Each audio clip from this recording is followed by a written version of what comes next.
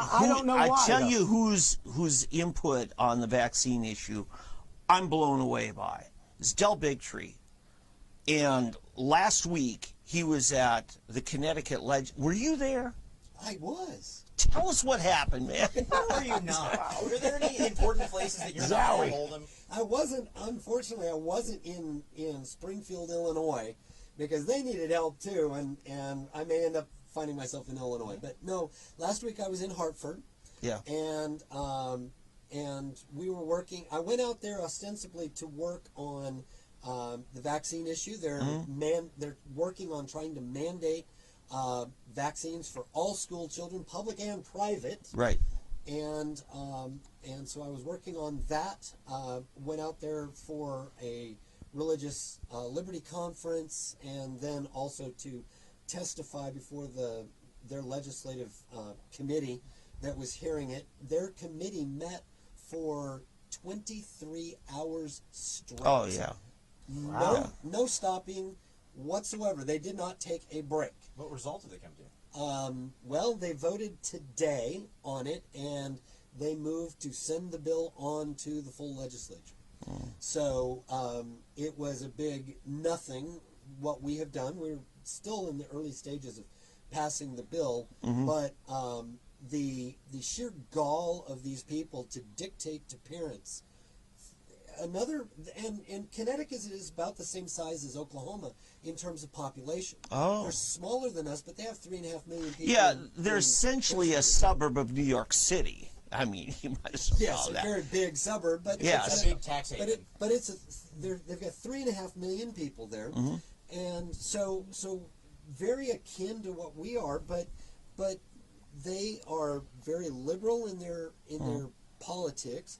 They have a different makeup. They go about things a lot differently. Yeah, they do. And it's been interesting traveling state to state and seeing how the legislatures all do their business. It's quite different in each of the states.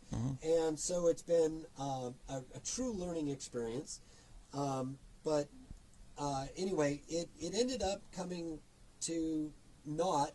The guy I liked as much or better than Dell was a guy named Polevsky. He's a New York pediatrician, and he destroyed virtually every narrative of the forced pro-vaccine pharma narrative. Right. Yeah. And very ineffective approach using facts, but anyway. Well, I agree. Sometimes. But he also had some feeling in there, but just destroyed everything that they came about. But their minds were made up, especially the chairman Steinberg. Oh, really? He was very clear. His mind was made up as he was going through everything. But there were some that had their minds changed by the abundance of testimony, and he sat all the way through the testimony. They're not liberals, they're progressives. Liberals are illiberal. Well, and I want to say, I was watching, I think it was Channel 10, their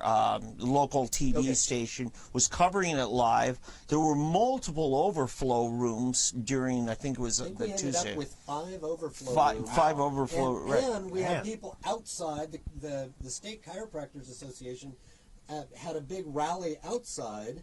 Yeah. And all sorts of stuff in a big press conference, and that was going on outside while everything was going on inside, and people were trying to figure out how the whole testimony process went. So what I'm saying is, when you testify, it wasn't just, I mean, when I was watching Del Bigtree, there might have been 8 or 9 committee members there. Oh, right. It wasn't even the full committee, but you had umpteen thousands and thousands and thousands watching all over the United States. Oh, yeah. And so that's who your audience is, really, in my opinion. Correct. And so we're just waiting while that goes through the process. When we find out it's going to go to a floor vote, then we're going to mobilize again on that. We're going to have to mobilize for that. Yep.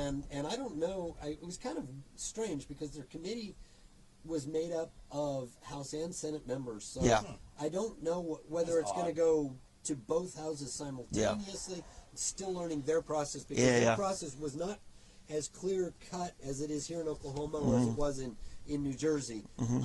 Just say it, Oldham. They do government wrong.